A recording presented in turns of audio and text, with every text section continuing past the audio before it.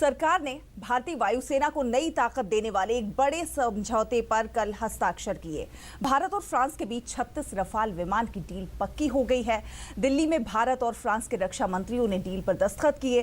पिछले 20 सालों में ये लड़ाकू विमानों की खरीद का पहला सौदा है। इसमें अत्याधुनिक मिसाइल लगे हुए हैं, जिससे भारतीय वायुसेना को और मजबूती मिलेगी।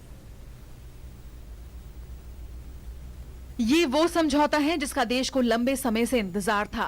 कई वर्षों से अटके इस समझौते पर शुक्रवार को रक्षा मंत्री मनोहर पर्रिकर और फ्रांस के रक्षा मंत्री जियां-यीव लाद्रियो ने हस्ताक्षर किए। दोनों देशों के बीच 36 राफेल लड़ाकू विमानों के लिए करीब 59,000 करोड़ की डील पर दस्तखत किए गए हैं। नवीनतम मिसाइलों और शस्त्र प्रणालियों से लैस इन लड़ाकू विमानों से भारतीय वायुसेना की मारक क्षमता में जोरदार इजाफा होगा और दुश्मनों के मुकाबले उसकी ताकत बढ़ेगी। राफेल लड़ाकू विमानों की आपूर्ति 36 महीने यानी 2019 में शुरू हो जाएगी। सभी 36 विमान 66 महीने में भारत आ जाएंगे। इन विमानों में मीटियोर तथा स्कैल्प जैसी स्टेट ऑफ द आर्ट मिसाइलें लगी हैं, जिनसे भारतीय वायुसेना को अपने शस्त्र बेड़े में नई क्षमता हासिल हो जाएगी।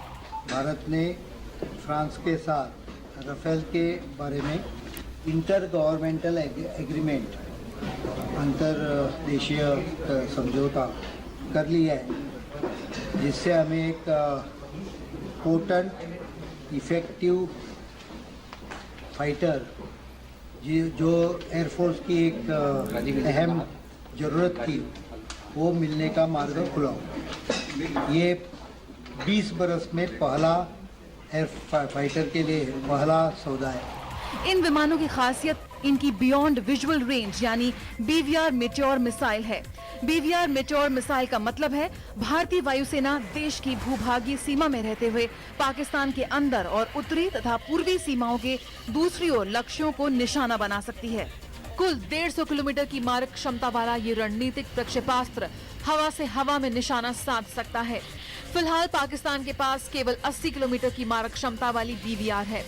कारगिल युद्ध के दौरान भारत ने 50 किलोमीटर की मारक क्षमता वाली BVR का उपयोग किया था, जबकि पाकिस्तान के पास ऐसी कोई मिसाइल नहीं थी।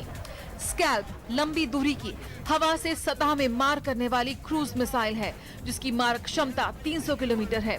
इससे भी भारतीय वायुसेना को अपने विरोधियों पर भारी पड़ने की क्षमता मिलेगी। राफेल 55,000 फीट की ऊंचाई से सटीक निशाना लगाने में सक्षम है।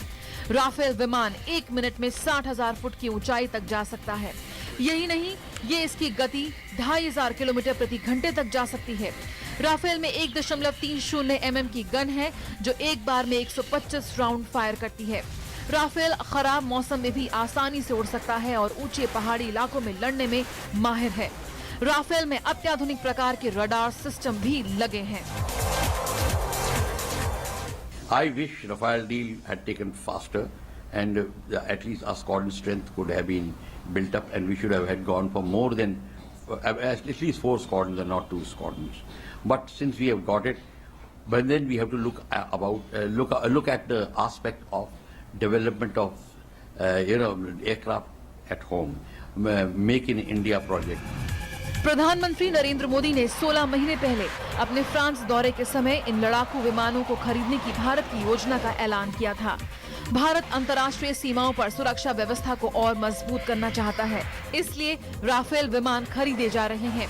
फ्रांस में राफेल का मतलब होता है तूफान, और राफेल वास्तव में दुश्मन के लिए तूफानी साबित हो सकता है।